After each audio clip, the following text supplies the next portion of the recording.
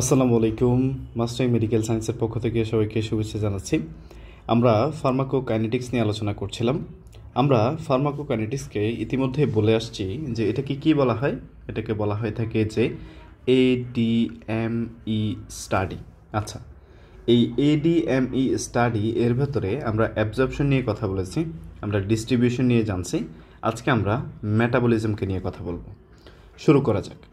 তো অ্যাবজর্পশন বলতে আমরা কী বোঝাই? অ্যাবজর্পশন বলতে আমরা বোঝাই যে যেই জায়গায় আমরা ড্রাগটা দিলাম সেখান থেকে ড্রাগটা আমাদের ব্লাডে পৌঁছাইছে। এই যে যেখানে আমরা ড্রাগটাকে দিলাম সেখান থেকে যে ব্লাডে পৌঁছানো, এটাকে আমরা বলি হচ্ছে অ্যাবজর্পশন। এর পরবর্তীতে ব্লাডে যখন ড্রাগটা আসছে তখন ব্লাড থেকে এই ড্রাগটা আমাদের বিভিন্ন অর্গান এবং টিস্যুতে ডিস্ট্রিবিউট হয়ে যায়, যেটাকে আমরা বলি হচ্ছে ডিস্ট্রিবিউশন। আচ্ছা, এই যে বিভিন্ন অর্গান এবং টিস্যুতে আমাদের ড্রাগটা চলে গেল, এরপরে আমরা কি চাই? এরপরে আমরা চাই যে বিভিন্ন টিস্যুতে গিয়ে আমাদের ড্রাগটা কাজ করুক, কাজ করা শেষে আমাদের এই ড্রাগটা আমাদের বডি থেকে বাইরে বের হয়ে যাক। আমরা একটা ড্রাগ খেয়েছি এবং এই ড্রাগটা সারা জীবন আমাদের বডিতে থেকে যাক, কাজ করুক, আমরা কিন্তু এটা চাই না। আমরা ড্রাগটা খাওয়ার পরে তার নির্দিষ্ট যে কাজ সেটা করার পরে আমরা চাই যে এই ড্রাগটা আর আমাদের বডিতে না থাকুক, এই ড্রাগটা আর কাজ না করুক। এখন আমরা যে একটা ড্রাগ এর কাজটাকে বন্ধ করতে চাই, এটাকে কি বলি আমরা? এটাকে বলি হচ্ছে এলিমিনেশন। তাহলে দেখো, কোনো একটা ড্রাগ এর কাজকে টার্মিনেট করে দেওয়া বা স্টপ করে দেওয়ার যে প্রসেস, এটাকে আমরা কি বলি? এটাকে আমরা বলি হচ্ছে এলিমিনেশন। তাহলে আমরা ধরে নিলাম এটা হচ্ছে এলিমিনেশন। এখন এই এলিমিনেশন আমরা মূলত দুইভাবে করতে পারি। দুইভাবে আমরা এলিমিনেশন করতে পারি। কিভাবে? আমরা প্রথমত এলিমিনেশন করতে পারি মেটাবলিজমের মাধ্যমে, এবং এর পরবর্তীতে আমরা এলিমিনেশন করি হচ্ছে এক্সক্রিয়েশন এর মাধ্যমে। তাহলে দেখো, আমাদের এখানে যেই এলিমিনেশন আছে আর যেই এক্সক্রিয়েশন আছে, এই দুটো কিন্তু সেম জিনিস না। এলিমিনেশন এটা একটা ব্রডার টার্ম, এটার ভেতরে আমাদের মেটাবলিজম এবং এক্সক্রিয়েশন এই দুইটাই আছে। তাহলে এলিমিনেশন মানে কি? এলিমিনেশন মানে কোনো একটা ড্রাগের কাজ করার যে ক্ষমতা সেটাকে বন্ধ করে দেয়। এটা আমরা দুইটাভাবে করতে পারি। এটা আমরা মেটাবলাইজ করেও করতে পারি, আর এটা আমরা এই ড্রাগটাকে বডি থেকে বাইরে বের করে দিয়েও করতে পারি, যেটাকে বলা হয়ে থাকে যে এক্সক্রিয়েশন। তার মানে এক্সক্রিয়েশন হচ্ছে একটা ড্রাগকে বডি থেকে বাইরে বের করে দেওয়ার প্রসেস, আর এলিমিনেশন এর ভেতরে আমরা মেটাবলিজম এবং এক্সক্রিয়েশন এই দুইটাকেই জায়গা দিতে পারি। তাহলে এলিমিনেশন আমরা দুইটাভাবে করতে পারি, একটা হচ্ছে মেটাবলিজমের মাধ্যমে করতে পারি, অথবা ড্রাগটাকে বডি থেকে বাইরে বের করে দেওয়ার মাধ্যমে করতে পারি, অথবা এক্সক্রিয়েশন এর মাধ্যমে আমরা করতে পারি। এবং আমাদেরকে অবশ্যই জেনে নিতে হবে যে এলিমিনেশন এবং এক্সক্রিয়েশন সেম শব্দ না। এলিমিনেশনের ভেতরের একটা পার্টকেই আমরা এক্সক্রিয়েশন বলি, আর এক্সক্রিয়েশন মানে আমাদের বডি থেকে ড্রাগটাকে বাইরে বের করে দেওয়া। আমরা এই লেকচারে মূলত মেটাবলিজমকে নিয়ে কথা বলবো। পরবর্তী লেকচারে আমরা এক্সক্রিয়েশন সম্পর্কে বিস্তারিত জানব। তো মেটাবলিজম সম্পর্কে তাহলে আলোচনা শুরু করা যাক। আচ্ছা, এতক্ষণ ধরে আমাদের যে আলোচনা, সেই আলোচনা থেকে আমরা কি বুঝলাম? সেই আলোচনা থেকে আমরা বুঝলাম যে মেটাবলিজমের মাধ্যমে আমরা কি করি। মেটাবলিজমের মাধ্যমে মূলত আমরা যেটা করি সেটা হচ্ছে যে আমরা কিছু অ্যাক্টিভ ড্রাগকে কি করি? অ্যাক্টিভ ড্রাগকে মেটাবলিজমের মাধ্যমে ইনঅ্যাক্টিভ করি। অ্যাক্টিভ ড্রাগকে মেটাবলিজমের মাধ্যমে ইনঅ্যাক্টিভ করি। বাট ঘটনাটা সবসময় যে এরকম হয় তেমনটা না। আমরা একটা এক্সাম্পলের মাধ্যমে জিনিসটাকে বোঝার চেষ্টা করি। ধরো, আমরা একজন পার্সন এর স্লিপ আসতেছে না, তো সেজন্য আমরা কি করলাম? তাকে একটা মেডিসিন প্রেসক্রাইব করলাম, যেটাকে আমরা বলি হচ্ছে ডায়াজিপাম। সেটাকে আমরা বলি হচ্ছে ডায়াজিপাম। এই ডায়াজিপাম কি করে? এই ডায়াজিপাম ব্রেইনকে ডিপ্রেস করে এবং পার্সনটার স্লিপ আসে। তাহলে ডায়াজিপাম স্লিপ আসতে সাহায্য করতেছে বা ব্রেইনটাকে কি করতেছে?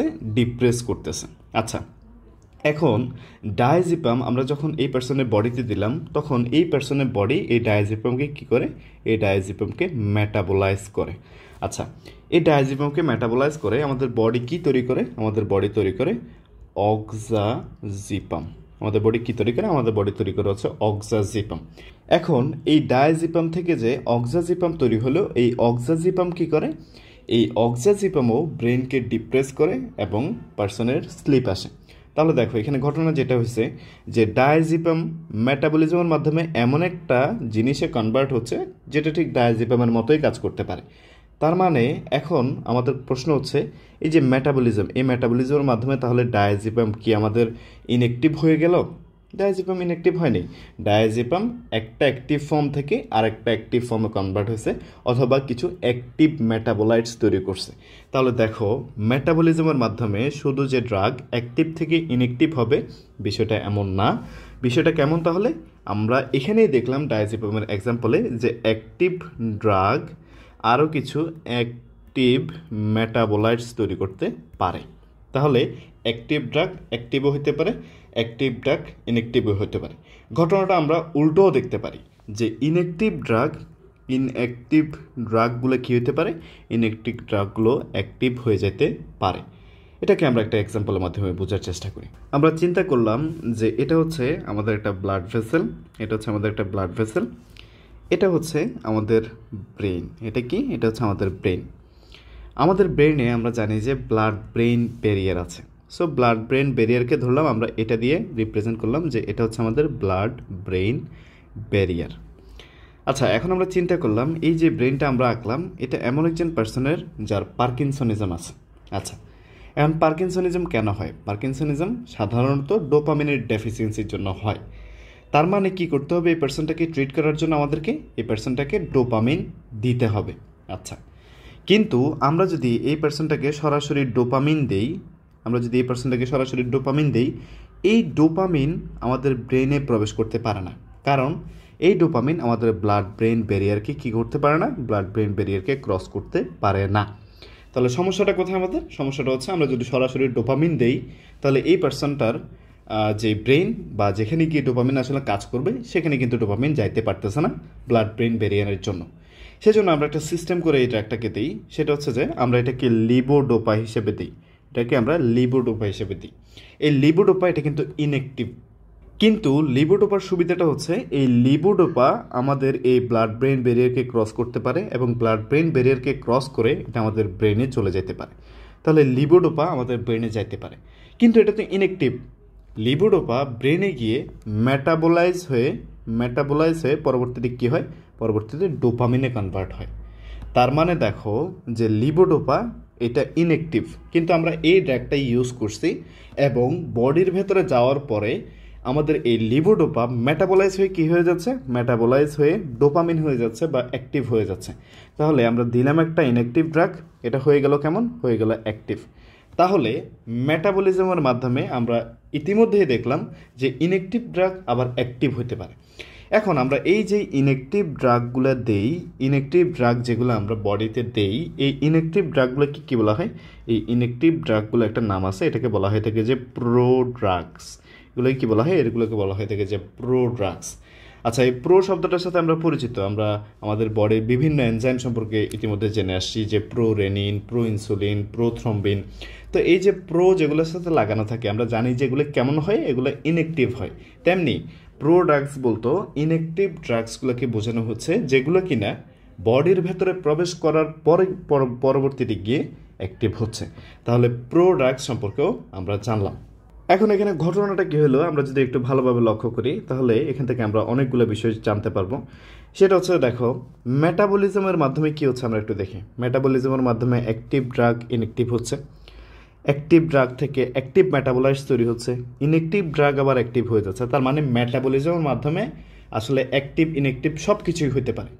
তাহলে আমরা বুঝতেছি যে মেটাবলিজমের আসলে উদ্দেশ্য অ্যাক্টিভ ইনঅ্যাক্টিভ করা না, কারণ এখানে মেটাবলিজমের মাধ্যমে তো অ্যাক্টিভও হচ্ছে ইনঅ্যাক্টিভও হচ্ছে, বা আবার অ্যাক্টিভ থেকেও বিভিন্ন ধরনের অ্যাক্টিভ মেটাবোলাইটস তৈরি হচ্ছে। তার মানে আমরা এতটুকু বুঝলাম যে মেটাবলিজমের সাথে অ্যাক্টিভেশন ইনঅ্যাক্টিভেশনের সম্পর্কটা আসলে খুবই কম। মেটাবলিজম এটার জন্য আসলে হয় না। তাহলে মেটাবলিজম হয় কেন? প্রশ্ন হচ্ছে এটা। তো এই মেটাবলিজম হয় কেন এটার গুরুত্বপূর্ণ জবাবটা হচ্ছে যে মেটাবলিজম হয় আমাদের ড্রাগগুলোকে ওয়াটার সলিউবল করার জন্য। আমাদের ড্রাগগুলোকে ওয়াটার সলিউবল আমরা করতে চাই, এজন্যই মেটাবলিজম হয়। এখন পরের প্রশ্ন যে ড্রাগগুলোকে আমরা ওয়াটার সলিউবল কেন করতে চাইতেছি? এখন আবার উল্টাটা যে মেটাবলিজম আমরা কেন করতেছি? মেটাবলিজম আমরা করতেছি এলিমিনেশনের জন্য, তাই না? একটা ড্রাগের কাজ করাকে বন্ধ করে দেওয়ার জন্য, তাই তো? এখন এই এলিমিনেশন যদি করতে চাই তাহলে আমরা আমাদের এই ড্রাগটাকে বডি থেকে বাইরে বের করতে হবে, তার মানে এক্সক্রিয়েশন করতে হবে, তাই না? আর এক্সক্রিয়েশন করার জন্য অবশ্যই ড্রাগটাকে ওয়াটার সলিউবল হইতে হবে। কোনো একটা লিপিড সলিউবল ড্রাগকে আমরা সহজেই আমাদের বডি থেকে বাইরে বের করে দিতে পারি না, কারণ সেটা রিঅ্যাবজর্ব হয়ে যায়। আমরা পরবর্তীতে এটা সম্পর্কে বিস্তারিত জানব। তার মানে মেটাবলিজমের প্রধান এবং একমাত্র লক্ষ্য হচ্ছে যে ড্রাগটাকে ওয়াটার সলিউবল করে বানানো, কারণ ওয়াটার সলিউবল করতে পারলেই ড্রাগটাকে আমরা এক্সক্রিয়েট করতে পারবো। ওকে, তাহলে মেটাবলিজমের এইমটা কি? মেটাবলিজমের এইমটা হচ্ছে ড্রাগটাকে ওয়াটার সলিউবল বানানো। তাহলে মেটাবলিজমের এই বেসিক আলোচনায় আমরা কয়েকটা বিষয় সম্পর্কে জানছি। মেটাবলিজমের মাধ্যমে সাধারণত আমাদের অ্যাক্টিভ ড্রাগগুলো ইনঅ্যাক্টিভ হয়, এটা আমরা জানছি। কিন্তু আমরা ডায়াজিপামের এক্সাম্পলটাতে খেয়াল করছি যে এখানে অ্যাক্টিভ ড্রাগ মানে ডায়াজিপাম থেকে অক্সাজিপাম হচ্ছে, যেটাও কিনা অ্যাক্টিভ। এখানে শব্দটা আসলে অ্যাক্টিভ হবে, আমরা ইন শব্দটাকে একটু কেটে দিই, এখানে শব্দটা হবে অ্যাক্টিভ মেটাবোলাইটস। তাহলে ডায়াজিপামের বেলায় দেখলাম যে আমরা অ্যাক্টিভ ড্রাগ বিভিন্ন অ্যাক্টিভ মেটাবোলাইটসে কনভার্ট হচ্ছে, যেটা ডায়াজিপামের মতোই কাজ করতে পারতেছে। এর পরবর্তীতে আমরা সর্বশেষ এক্সাম্পলে দেখলাম লিবোডোপার বেলায় যে ইনঅ্যাক্টিভ ড্রাগ আমাদের বডিতে প্রবেশ করে অ্যাক্টিভ হয়ে যাচ্ছে, তার মানে মেটাবলিজমের মাধ্যমে যে কোনো কিছু হইতে পারে। আর এই যে ইনঅ্যাক্টিভ যে ড্রাগগুলো আছে এগুলোকে কি বলা হয়? এগুলোকে বলা হয়ে থাকে যে প্রো ড্রাগস। তাহলে এখন আমাদেরকে কয়েকটা গুরুত্বপূর্ণ প্রোডাক্ট সম্পর্কে জানতে হবে, যেগুলো সম্পর্কে আমাদেরকে পরীক্ষায় জিজ্ঞেস করা হতে পারে। তাহলে আমরা কিছু গুরুত্বপূর্ণ প্রোডাক্ট সম্পর্কে এখন জানব। তো আমরা আমাদের যেই ইম্পর্টেন্ট প্রোডাক্টগুলো আছে সেগুলোর নাম আমরা চাইলে এইখানের যে একটা নিমোনিক্স আছে এটার মাধ্যমে চাইলে মনে রাখতে পারি। তো কীভাবে আমরা মনে রাখবো সেটাও আমরা একটু দেখিয়ে দিই। আমরা মনে রাখবো all prefer doing MD in clinical subject. তাহলে এই লাইনটা মনে রাখা আমাদের জন্য খুবই ইজি। এই লাইনটা থেকেই আমরা আমাদের নামগুলোকে নিব। তো কীভাবে? অলের এ দিয়ে আমরা মনে রাখবো এসিই ইনহিবিটরস। আচ্ছা, এসিই ইনহিবিটরস যে ড্রাগগুলো আছে এগুলোর নামগুলো কীভাবে শেষ হয়? এগুলোর নামগুলো শেষে আমরা দেখি যে প্রিল থাকে। এগুলোর নামের শেষে কী থাকে? নামের শেষে প্রিল থাকে। তার মানে যতগুলো প্রিল আছে সবগুলো প্রিলই হচ্ছে আমাদের কেমন ড্রাগ? প্রোডাক্ট। বাট এখানে এক্সেপশন আছে, এই এক্সেপশনগুলো আমাদেরকে খুব ভালো করে জেনে নিতে হবে। কি কি? ক্যাপটোপ্রিল আর একটা হচ্ছে লিজিনোপ্রিল। তাহলে ক্যাপটোপ্রিল, লিজিনোপ্রিল এগুলা দ্যামসেলফ হচ্ছে যে অ্যাক্টিভ ড্রাগ, বাট এছাড়া অন্য যেই এসি ইনহিবিটরগুলো আছে বা অন্য যে প্রিলগুলো আছে সেগুলো কেমন ড্রাগ? সেগুলো হচ্ছে প্রো ড্রাগ, এগুলো বডির ভেতরে গিয়ে অ্যাক্টিভেট হয়। তাহলে এডি আমরা মনে রাখবো ইসিই ইনহিবিটরস এক্সেপ্ট ক্যাপটোপ্রিল, লিজিনোপ্রিল। এর পরবর্তীতে আমরা পি দিয়ে মনে রাখবো প্রথমত প্রোগুয়ানিল। এই প্রোগুয়ানিলটা কি? এটা হচ্ছে অ্যান্টি ম্যালেরিয়াল ড্রাগ। আচ্ছা, এর পরবর্তীতে প্রোটন পাম্প ইনহিবিটরগুলো, এগুলোর নাম সাধারণত কি দিয়ে শেষ হয়? এগুলোর নামের শেষে সাধারণত প্রাজল থাকে, প্রাজল থাকে। আচ্ছা, যেমন ওমিপ্রাজল এরকম। আচ্ছা, এর পরবর্তীতে আমাদের কাছে যেটা আছে যে পি দিয়ে আমরা যেটা মনে রাখবো সেটা হচ্ছে কি? সেটা হচ্ছে প্রেডনিসোন। সেটা হচ্ছে কি? সেটা হচ্ছে প্রেডনিসোন। এই প্রেডনিসোন এটাও ইনঅ্যাক্টিভ। এটা কিভাবে অ্যাক্টিভেট হয়? এটা বডিতে মেটাবোলাইজ হয়ে প্রেডনিসোলোন হয়। এই প্রেডনিসোলোনটা হচ্ছে অ্যাক্টিভ ড্রাগ। তাহলে পি দিয়ে আমরা এই ড্রাগগুলোর কথা মনে রাখবো। এর পরবর্তীতে আমরা ডি দিয়ে মনে রাখবো ডিপিভেফ্রিন এর কথা। এটা কি? এটা একটা প্রোডাক্ট। এটা কনভার্ট হয় কিসে? এটা এপিনেফ্রিন বা অ্যাড্রেনালিনে কনভার্ট হয়। তাহলে ডিপিভেফ্রিন এটা কি? এটা হচ্ছে এপিনেফ্রিন এর প্রোডাক্ট। এর পরবর্তীতে আমাদের কাছে হচ্ছে এম। এম দিয়ে আমরা কি মনে রাখবো? এম দিয়ে আমরা মনে রাখবো হচ্ছে মিথাইল ডোপার কথা। এটা কি? এটা একটা অ্যান্টি হাইপারটেনসিভ ড্রাগ। এরপরে আমাদের কাছে আছে হচ্ছে মিনোক্সিডিল এবং মার্কেপ্টোপিউরিন। এই মার্কেপ্টোপিউরিন এটা কি? এটা আমরা পরবর্তীতে বিস্তারিত জানবো। এটা হচ্ছে অ্যান্টি মেটাবোলাইটস ড্রাগ। সাধারণত সব অ্যান্টি মেটাবোলাইটস ড্রাগই আমাদের কেমন হয়? যে প্রো ড্রাগ হয়ে থাকে। আমরা ডি দিয়ে কি মনে রাখবো? ডি দিয়ে হচ্ছে ডোপা, মানে হচ্ছে লিবোডোপা। আমরা ইতিমধ্যেই লিবোডোপার কথা জেনে আসছি যে এটা একটা প্রো ড্রাগ বা ইনঅ্যাক্টিভেটেড ড্রাগ। আচ্ছা, এর পরবর্তীতে আমরা ইন দিয়ে মনে রাখবো হচ্ছে আইরিনোটিকেনের কথা। এটা কি? এটা একটা অ্যান্টি ক্যান্সার ড্রাগ। এর পরবর্তীতে ক্লিনিক্যালের সি দিয়ে আমরা তিনটা সি এর কথা মনে রাখবো। কি কি? একটা হচ্ছে কার্বিমাজল, এর পরবর্তীতে হচ্ছে ক্লোপিড্রোগেল, এর পরবর্তীতে কি? এর পরবর্তীতে হচ্ছে সাইক্লোফসফামাইড। আচ্ছা, এখন এই যে কার্বিমাজল, এই কার্বিমাজল কি? এই কার্বিমাজল হচ্ছে একটা অ্যান্টি থাইরয়েড ড্রাগ। ক্লোপিড্রোগেল এটা কি? এটা হচ্ছে যে অ্যান্টিপ্লাটিলেট ড্রাগ। এরপরে হচ্ছে সাইক্লোফসফেমাইড। এই সাইক্লোফসফেমাইড কি? এই সাইক্লোফসফেমাইড একটা অ্যান্টি ক্যান্সার ড্রাগ। এর পরবর্তীতে সাবজেক্টের এস দিয়ে আমরা কি মনে রাখবো? সালফাসালাজাইন এবং সুলিনটেক। এই সালফাসালাজাইন এটা কোথায় ইউজ করা হয়? এটা আলসারেটিভ কোলাইটিসে ইউজ করা হয়। সুলিনটেক এটা একটা non steroidal anti inflammatory drug বা অ্যানাসিড। ওকে, তাহলে এইখানে আমরা যতগুলো ড্রাগ সম্পর্কে জানছি, এই সবগুলো ড্রাগই কেমন ড্রাগ? এই সবগুলো ড্রাগই হচ্ছে প্রো ড্রাগ। এই সবগুলো ড্রাগই কেমন ড্রাগ? এগুলো হচ্ছে প্রো ড্রাগ, মানে এগুলা ইনঅ্যাক্টিভ ড্রাগ। বডিতে প্রবেশ করার পরে মেটাবলিজমের মাধ্যমে এগুলো কেমন হবে? এগুলো অ্যাক্টিভ হবে। ওকে, তাহলে আমরা ইম্পর্টেন্ট প্রো ড্রাগগুলো সম্পর্কে জেনে নিলাম। কিন্তু আমাদেরকে অবশ্যই মাথা রাখতে হবে যে এগুলাই শুধুমাত্র যে প্রোডাক্ট তা না, অনেক প্রোডাক্টই আমাদের কাছে আছে। আমরা জাস্ট কয়েকটা নাম একটু জেনে নিলাম এক্সাম পারপাসে। ওকে, এখন আমরা আমাদের আলোচনায় আবার ফিরে আসি। আমরা কী নিয়ে কথা বলতেছিলাম? আমরা মেটাবলিজম নিয়ে কথা বলতেছিলাম। আমরা সর্বশেষ বলছি এখানে যে মেটাবলিজমের উদ্দেশ্যটা কি বা মেটাবলিজমের এইমটা কি? এইমটা হচ্ছে আমাদের ড্রাগটাকে ওয়াটার সলিউবল বানানো। এই কথাটা আমাদেরকে অবশ্যই অবশ্যই মাথায় রাখতে হবে। আচ্ছা, এখন আমরা মেটাবলিজম সম্পর্কে সবাই কম বেশি জানি। মেটাবলিজম এর ভেতরে দুই ধরনের রিয়াকশন হয়। আমরা ইতিমধ্যে এগুলো বায়োকেমিস্ট্রি থেকে জেনে আসি। সেটা কি? এক ধরনের রিয়াকশনকে আমরা বলি হচ্ছে ক্যাটাবলিজম। আরেকটাকে আমরা কি বলি? আরেকটাকে আমরা বলি হচ্ছে অ্যানাবলিজম। ওকে, এখন এই যে ক্যাটাবলিজম এবং অ্যানাবলিজম, আমাদের বেসিক আইডিয়া অবশ্য সবারই আছে যে ক্যাটাবলিজমের মাধ্যমে আমরা ভাঙি, অ্যানাবলিজমের মাধ্যমে আমরা বানাই। এখন আমাদের ফার্মাকোলজিতে এসে এই যে মেটাবলিজমটা আমরা পড়তেছি, এই মেটাবলিজমের ভেতরেও ক্যাটাবলিজম আছে, অ্যানাবলিজম আছে। এখানে যে ক্যাটাবলিজমটা হয় সেটাকে আমরা বলি হচ্ছে ফেজ 1 রিয়াকশন, আর এখানে যে অ্যানাবলিজমটা হয় এটাকে আমরা বলি হচ্ছে ফেজ 2 রিয়াকশন। তাহলে দেখো, মেটাবলিজম এর বেলায় ক্যাটাবলিজম, অ্যানাবলিজম এগুলো হয়, এবং আমরা ক্যাটাবলিজমকে বলি হচ্ছে ফেজ 1 রিয়াকশন, আর অ্যানাবলিজমকে আমরা বলি হচ্ছে ফেজ 2 রিয়াকশন।